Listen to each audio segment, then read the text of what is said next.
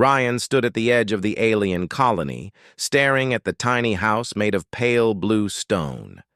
His boots were covered in dust from the long walk across the valley, and his backpack was almost empty now, just a few clothes and a broken communicator he could not afford to fix. Behind him, the wind carried a soft humming sound from the colony's energy towers, but everything else felt silent, as if the world was waiting to see what he would do. He had come here for a simple reason. He needed work, any work. Earth had nothing left for him, and the few jobs available to travelers in the outer systems were always taken by those with better skills or better connections. He had none, just a tired body, a tired heart, and the hope that maybe this colony, small, peaceful, and far from trouble, would give him a chance. The sign outside the small house was written in bright purple letters.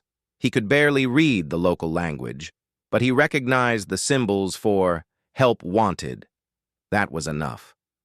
He took a deep breath and stepped toward the door. Before he could knock, the door opened on its own. A small alien woman stood there, looking up at him with wide silver eyes. She was barely 3 feet tall, with soft skin the color of lavender and thin, delicate hands. Her species was known for their gentle nature and emotional sensitivity. They were short, yes, but their hearts were strong. Her name, he learned earlier from the colony board, was Lirava. She looked at him quietly for a moment, as if studying his soul instead of his face. Then she stepped aside and motioned for him to enter. Ryan walked inside slowly. The house was warm, filled with a faint smell like sweet fruit. There were soft cushions on the floor, small toys scattered near a little nest-shaped bed, and glowing crystals that gave a calm light. Everything looked peaceful but also lonely. Lirava folded her hands. "You came for the job?" "Yes," Ryan said. "I saw the listing. I can clean, fix things, carry supplies. Anything you need." Her eyes did not change. She only blinked once. "I do not need a worker." Ryan felt his chest tighten. I understand. I'm sorry for bothering you." He began to step back toward the door, embarrassed and disappointed. He had come all this way and now he had nothing again. But Lirava gently raised her hand. "No, you misunderstand. I do not need a worker, because I need something else." Ryan stopped. "What do you mean?" Her voice lowered into something soft. "I need a father." Ryan blinked. He had heard many strange things since leaving Earth, but never something like that. A what?" "A father," she repeated calmly, steady eyes watching his reactions. "Not for me, for my child." Ryan felt the air leave his lungs. "I'm sorry. I think I heard wrong. You want me to be a guiding presence, a stable protector, someone to help raise my young one." Her tone remained gentle, but firm. "My people do not choose fathers by blood. We choose them by heart, and my child needs one." Ryan opened his mouth, closed it, then tried again. "I came to find a job, not join a family." "I know," she said, almost whispering. "But I do not need a worker. I need someone who can give safety, and someone who can stay." Ryan felt like the ground shifted beneath him. He had never been someone's father. He had never even considered it. Back on Earth, he barely kept himself together. How could he take care of a child from another species? Lirava looked toward the small bed in the corner. A tiny shape hid behind it. Ryan saw glowing yellow eyes peeking at him nervously. "That is Yuli," she said softly. "My child." Ryan crouched a little so he didn't look intimidating.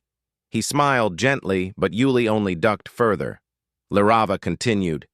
"Yuli has not spoken since the storm season. The winds took away her father during a supply run. 3 cycles have passed, and her voice has not returned." "I'm sorry," Ryan whispered. She nodded, accepting the sympathy but not asking for it. "I put the job posting because Yuli needs help, but anyone can sweep floors. Anyone can fix tools. What she needs is someone who can make her feel safe again. Ryan swallowed hard. I don't think I'm good at being safe. My life has been a mess for a long time. You fixed your own communicator, even though it is broken, she said quietly. You carry everything you own on your back. You walked alone into an unknown valley with no fear. Humans fear many things, but they do not fear responsibility when it finds them. Ryan let out a tired breath. Trust me, I've made many mistakes. And yet, Lirava said, stepping closer with calm certainty, you still try. That is more than what many can say. Ryan didn't know what to answer. He wasn't used to someone believing in him, especially after just meeting him. It felt strange, but warm. He looked again toward Yuli. The child watched him carefully. Like a small animal scared of sudden movement. He saw a broken toy near her, a crystal sphere cracked down the middle. Without thinking, Ryan walked slowly toward it. Yuli froze but didn't run. He crouched again, picked up the broken toy, and turned it gently in his hands. It can be fixed, he said softly. Yuli shook her head. Ryan pressed the two sides together, applying light pressure. The crystal reconnected with a soft click. It wasn't perfect, but it held. The inner light of the toy pulsed faintly again. He held it out to her. Yuli stared at him for a long moment. Then, with trembling hands, she reached out and took it. She looked at the glowing toy, then at Ryan. A single word slipped from her lips. Quiet, fragile, but real. Safe. Lirava gasped softly. Her hands covered her mouth as her eyes filled with emotion. She had waited months to hear her child speak again, and the first word she said was in front of a stranger. Ryan felt something shift inside him, something heavy and warm. He glanced at Lirava. Did she really? Yes, Lirava whispered. It is her first word since the storm. You did that. Ryan didn't know what to do. He wasn't used to being important to anyone, and now a small alien child had spoken her first word in months because he fixed a toy. Yuli stepped a little closer to him, still holding the glowing crystal. She reached out and touched his knee gently, as if checking if he was real. Lirava watched them with eyes full of quiet hope. Do you see? She trusts you. Ryan shook his head. I don't know how to be a father. You do not need to know. You only need to stay. The rest will come. He looked around the little home. The cushions, the crystals, the tiny shoes near the door. He imagined himself here cooking simple food, fixing things, talking to a child who slowly regained her voice. He imagined having a place where someone waited for him. He wasn't sure if he was ready for any of that. I need time, he said finally. Lirava nodded. You may stay for dinner. Decide after. Yuli tugged lightly at his sleeve, guiding him toward the soft cushions. She sat beside him, still watching him silently, but no longer scared. Ryan sat down too, feeling strangely at peace. Lirava began preparing a meal, humming a gentle tune from her culture. Yuli leaned against Ryan's arm, just slightly, as if testing the idea of comfort. For the first time in a long while, Ryan didn't feel like a traveler who had lost everything. He felt like someone who had arrived somewhere important. As he watched Yuli play with her mended toy, he realized something he hadn't expected at all. Maybe this wasn't a job. Maybe it was a second chance. And he didn't know yet if he would take it. But for the first time since leaving Earth, the thought didn't scare him. It gave him hope. Ryan woke up the next morning to the sound of small footsteps moving softly across the floor. For a moment he didn't know where he was. The cushion he slept on was far softer than anything he had used during his travels, and the warm light in the room felt peaceful instead of harsh like the colony dorms. Then he heard a quiet giggle, and he remembered. He was in Larava's home. Yuli peeked around the corner, her eyes glowing gently. She hurried back when she saw him looking, but not out of fear. This time it felt more like she was playing. Ryan rubbed the sleep from his eyes and stretched his arms. He hadn't expected to stay the night, but Larava insisted it was too dark and cold outside to wander back to the traveler's area. When he stood, the child peeked again. Her toy, the one he repaired, was glowing in her hands. She hugged it tightly as she approached him. "Morning," he said with a soft smile. Yuli stared for a moment, then whispered a new word. "Warm." Ryan felt something pull at his chest. She was speaking again, slowly, gently, and somehow the words she used made him feel like he was doing something right. Larava entered the main room carrying a tray with small dishes that smelled sweet. She looked at Ryan with calm eyes. "You slept well?" "Better than I expected," he admitted. "Thank you." She placed the tray on the low table. "Eat with us." He hesitated out of habit. He was used to being a guest, not part of a home. But Yuli grabbed his hand and guided him to sit. It was hard to say no to such tiny determination. They ate together quietly. The food was soft and sweet, made from local fruits and grains. Yuli occasionally nudged her bowl toward Ryan, as if offering him more. After breakfast, Ryan helped carry the small containers to the washing basin. He expected Larava to stop him, but she didn't.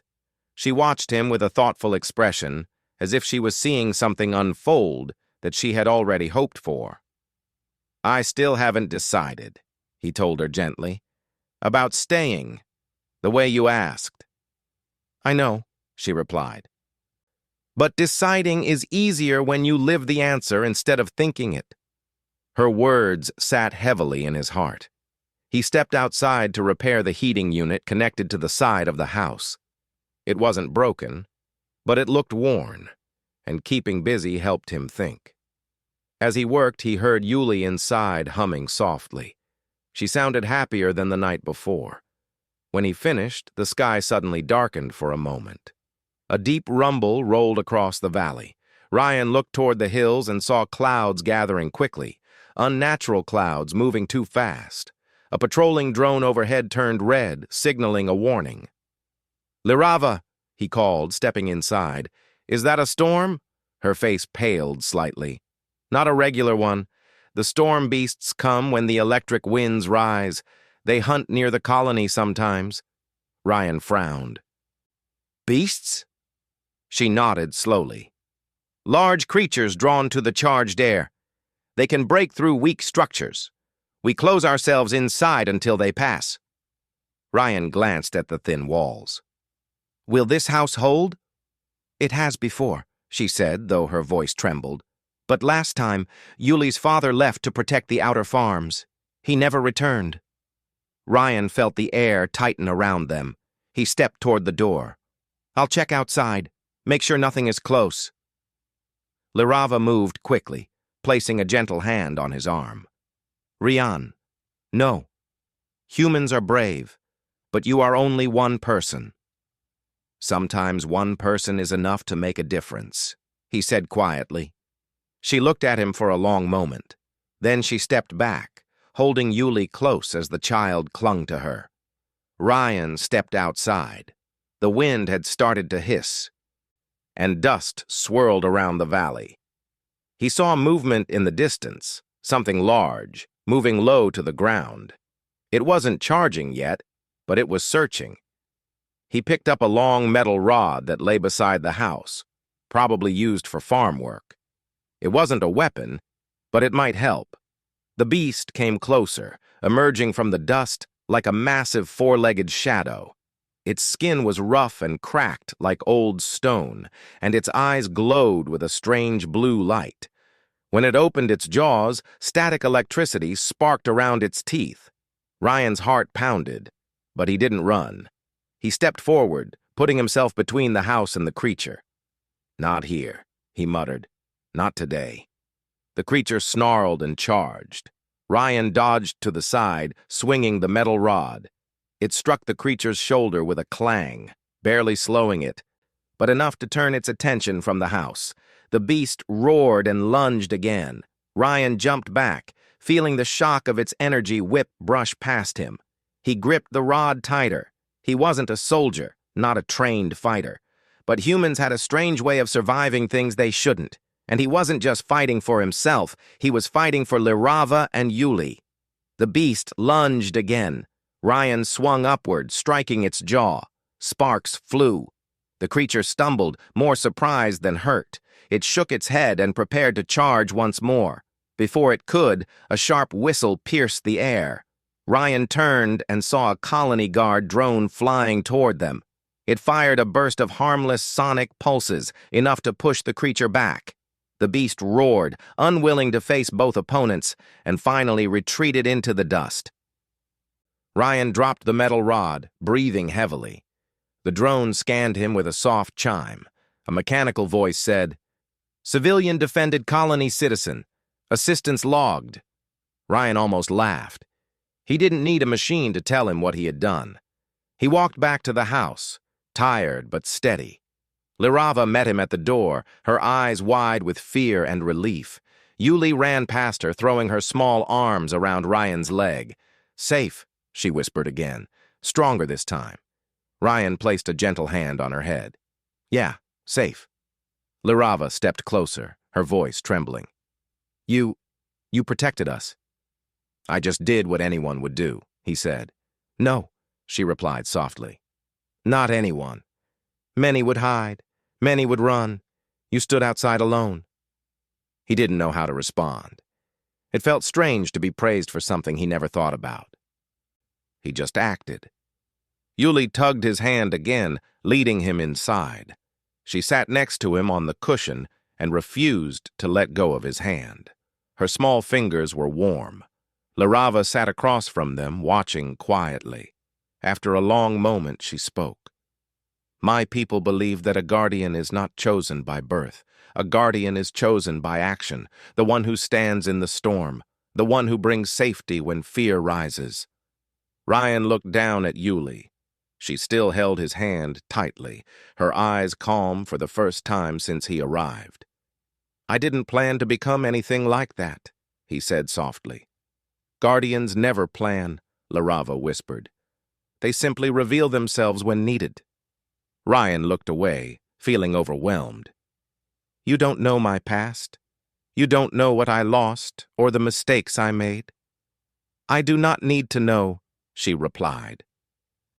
"Your past is behind you. But today, you protected what you could. My child spoke again because of you. My home stands because of you. These are not small things." He felt his heartbeat steady.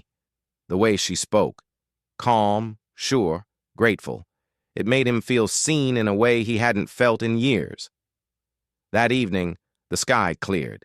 Stars shone softly, and the valley was peaceful again. Rian sat outside the house, staring at the horizon. Lirava joined him quietly. "Are you thinking of leaving?" she asked. He sighed. "I was. But now, I don't know." "You do not have to stay because you saved us," she said gently. "You stay only if your heart finds a home here." Ryan looked at her. She was small, delicate, but full of strength. He looked through the open door at Yuli, who was arranging her toys and humming. "I came here looking for work," he said. "Something simple so I could survive." "And did you find it?" "I found something else." His voice softened. "I found a reason to stay." Lirava's eyes widened slightly. "Are you deciding now?" He nodded slowly. "If you'll still have me, I'll stay. Not as a worker. Not because of duty, but because this place, you and Yuli, feel like what I've been missing." Lirava exhaled shakily, her shoulders relaxing. "Then let me give you something." She reached into a small pouch at her side and removed a thin silver band with a glowing blue symbol. She placed it gently on Ryan's palm. "This is a family sign," she said. "If you accept it, you join our home, not as a replacement, Not as a stranger, but as someone chosen with trust. Ryan stared at the symbol. It felt warm, almost alive. He closed his hand around it. I accept. When he looked up, Lirava's eyes glistened, but she didn't cry. Her people rarely cried. They simply shone brighter. Then, she whispered, "You are part of us." Yuli ran outside, saw the symbol, and jumped with joy. She wrapped her arms around Ryan again, repeating her new favorite word, safe, safe, safe. Ryan lifted her gently, holding her with the same care he used to repair her toy. For the first time in years, his chest felt light instead of heavy. Lirava stepped closer, voice soft as the evening wind. I asked for a father, but the universe sent someone even better. Ryan looked at her, then at Yuli, then at the home behind them glowing with warm crystal light. He finally understood. He hadn't found a job. He had found a family.